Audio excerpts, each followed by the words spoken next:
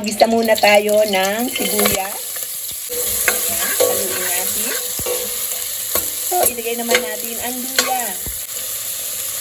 Ayan, ang ating luya o ginger. Ayan, yan yung mag-aalis ng lansa ng tahong.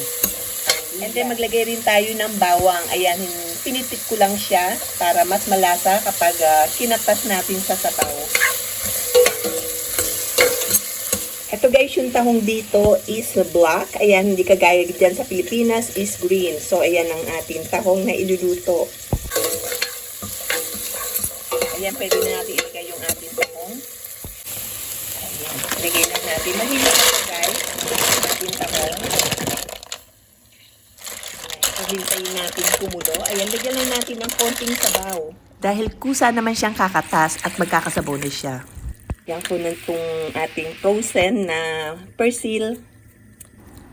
Ayan, ihalo lang natin mabuti para kumata sa ating sabaw. Lagyan natin ng paminta. Ayan, hindi ko muna lalagyan ng asin guys kasi minsan is maalat na yung tahong dahil sa alat ng dagat. Ayan, samahan din natin itong dried malunggay. Ayan, pinatuyo ko para madala ko dito sa France. Ayan, takpan muna natin.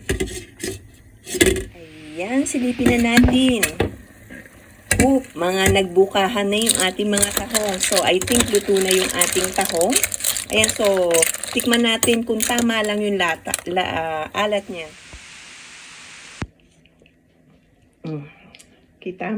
Hindi na kailangan palagyan ng pampaalat dahil okay na yung alat niya para sa akin. So, ayan na. Ready na yung ating ginisang tahong. Diba? Looks so yummy talaga.